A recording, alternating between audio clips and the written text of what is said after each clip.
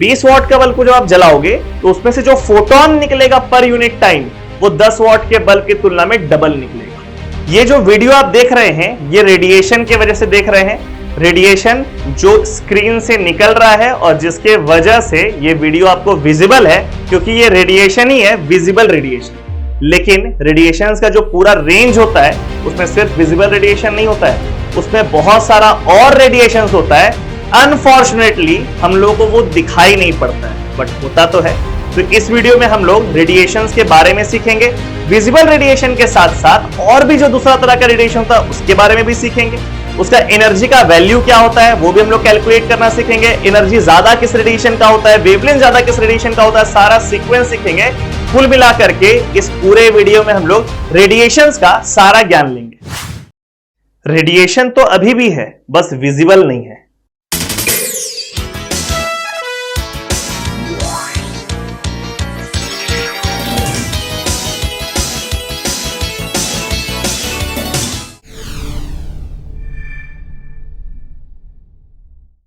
Electromagnetic radiation, पहले हम लोग बात करेंगे इसका डिफिनेशन क्या होता है, फिर समझेंगे इसके प्रोपगेशन के बारे में, और फिर इसका अलग अलग टाइप्स और इसके एनर्जी के बारे में बात करेंगे।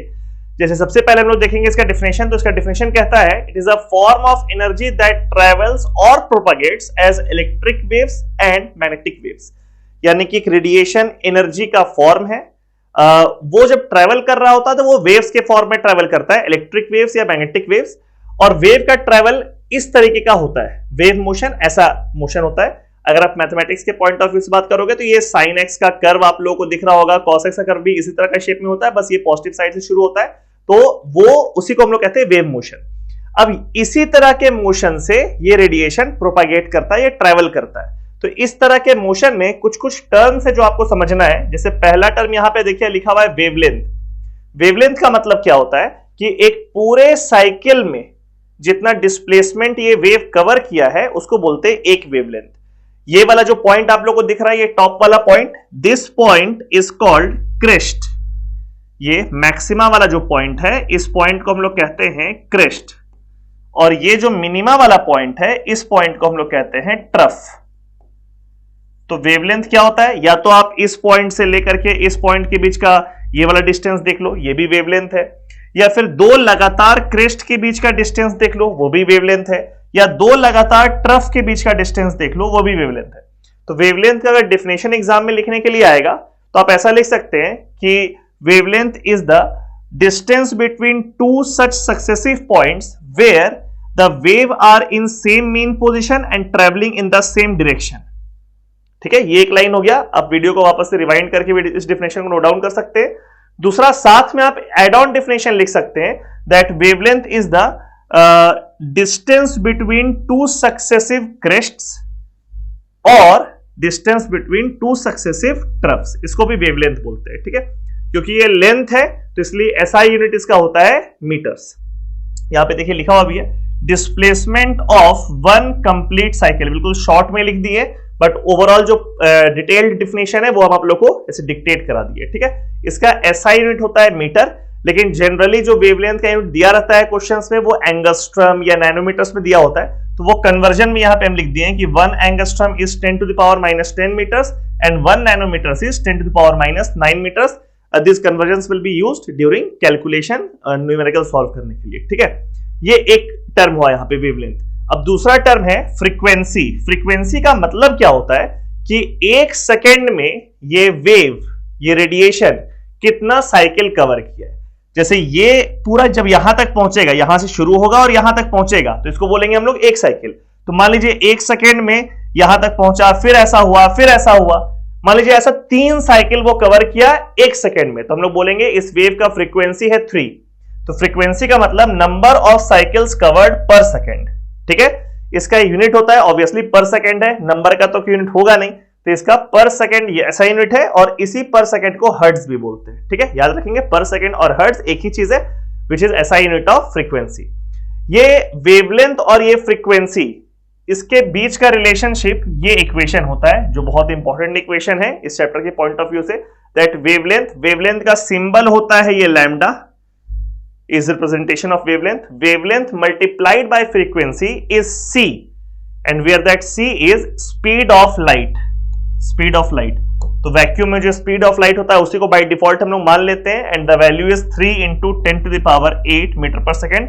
ये भी ध्यान रखना है वैल्यू आप लोगों को। और ये इक्वेशन जरूर से ध्यान रखेंगे कि wavelength multiplied by frequency is equal to speed of light. ठीक है, एक यहां पे छोटा सा टर्म आता है wave number, wave number is reciprocal of wavelength. ठीक है, इसको भी हम लोग न्यूमेरिकल्स में यूज करेंगे, that reciprocal of wavelength is called wave number. तो यहां कुछ कुछ टर्म्स हम लोग देखे और ये चीज हम लोग यहां पर समझे कि रेडिएशन क्या होता है। तो रेडिएशन कुछ नहीं है, एक एनर्जी का फॉर्म है जो कि घूम रहा है, ट्रेवल कर रहा है, प्रोपेगेट कर रहा है as electric waves and magnetic waves. और वेव मोशन कुछ इस तरह का शेप में होता है जिसमें कि वेवलेंथ क्या होता है ये आपको जानना है, फ्रीक्वेंसी क्या होता है ये आपको जानना है, वेव नंबर क्या होता है वो आपको जानना है। और ये इक्वेशन ध्यान रखना है, वेवलेंथ और फ्रीक्वेंसी का प्रोडक्ट जो है वो स्पीड ऑफ लाइट यानी c के बराबर होता है। ठीक है, आगे बढ़ते हैं हम लोग।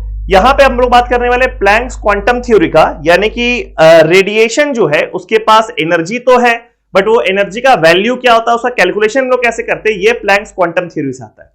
प्लैंक्स क्वांटम थ्योरी के अनुसार there is a term which is called photon. Photon क्या होता है, तो फोटॉन्स रेडिएशन का एनर्जी कैरियर्स है। जैसे मान लीजिए कि आपके घर में एक बल्ब जल रहा है, तो वो बल्ब से रेडिएशन निकल रहा है, विजिबल रेडिएशन ऑफ कोर्स। तो उससे जो रेडिएशन निकल रहा है और वो हर जगह फैल रहा है, आप तक भी पहुंच रहा है।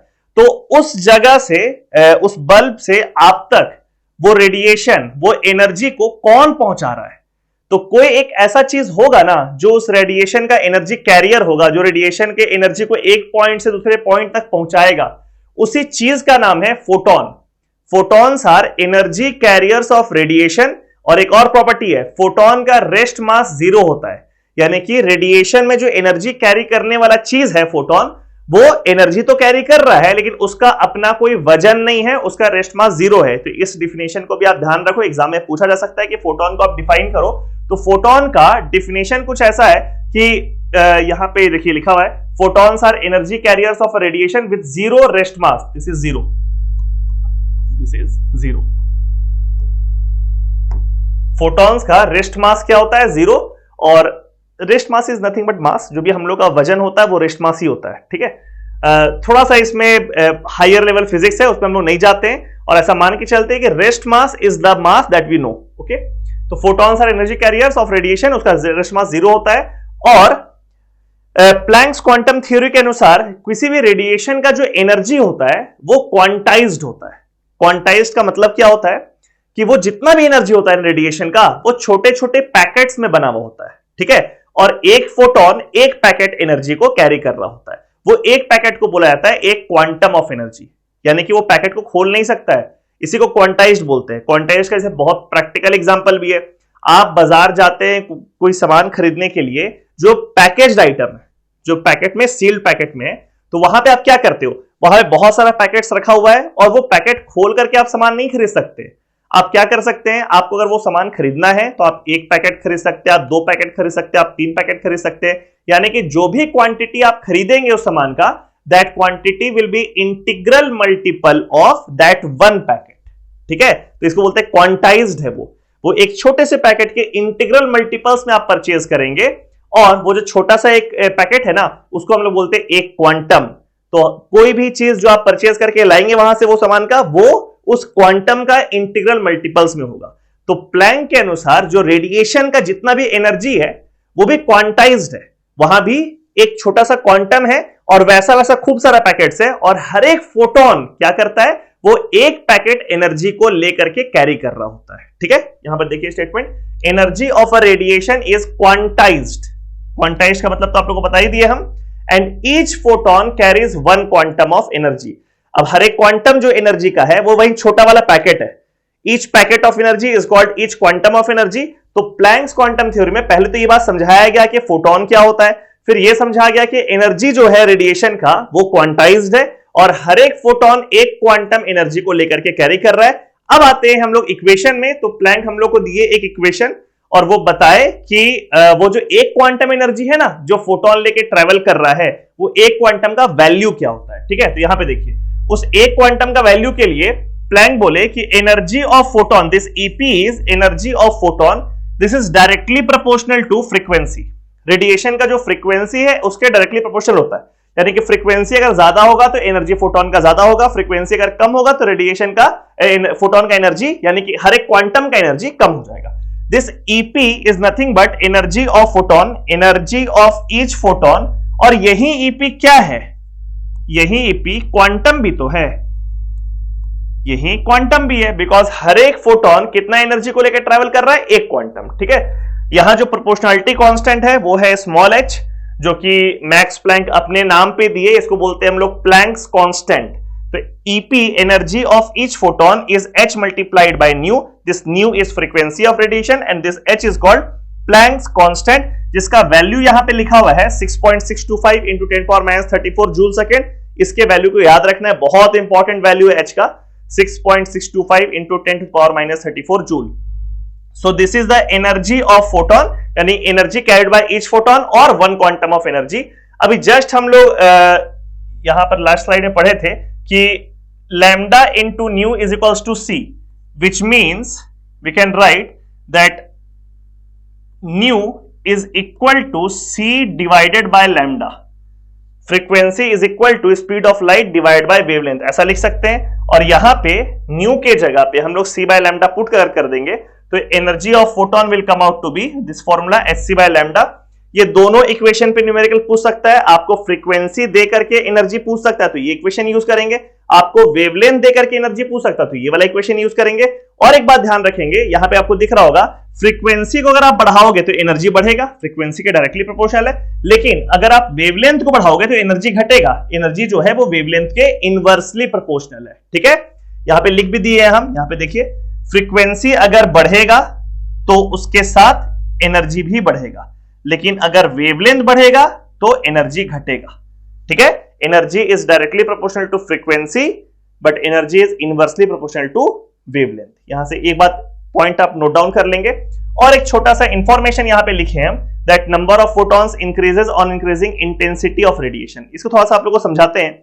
जैसे मान लीजिए कि हम लोग बाजार में जाकर के जो बल्ब खरीदते हैं तो बल्ब में ना कुछ पावर लिखा होता है, 10 वॉट का बल्ब होता है, 20 वॉट का बल्ब होता है, 40 वॉट का बल्ब होता है। तो ये जो पावर है 10 से 20, 20 से 40, 40 से 100, ये क्या चेंज कर रहा है? तो ये चेंज करता है कि उस बल्ब को जब आप जलाओगे ना तो उससे जो लाइट निकलेगा, उससे जो रेडिएशन निकलेगा, उसका इंटेंसिटी चेंज होगा। यानी कि 10 वॉट का बल्ब और 20 वॉट के बल्ब में डिफरेंस ये होगा कि 20 वॉट के बल्ब का इंटेंसिटी 10 वॉट के बल्ब से डबल होगा। Now what is intensity? Intensity is कि 20 वॉट का बल्ब को जब आप जलाओगे तो उसमें से जो फोटोन निकलेगा पर यूनिट टाइम वो 10 वॉट के बल्ब की तुलना में डबल निकलेगा। तो intensity is nothing but number of photons emitted per unit time. If you increase the intensity of light then number of photons emitted by that light per unit time it increases, और अगर intensity decrease करोगे तो number of photon decrease करेगा। तो ये आप लोगों को प्रैक्टिकल एग्जांपल से पूरा क्लियर हो गया होगा कि जो भी बल्ब में आप लोग का पावर लिखा रहता है 10 वॉट 20 वॉट। या दूसरा एक एग्जांपल देते हैं, मान लीजिए एक टॉर्च है जो कि बैटरी से चलता है, सेल से चलता है। तो जब वो सेल पुराना हो जाता है तो वो टॉर्च का लाइट डिम हो जाता है।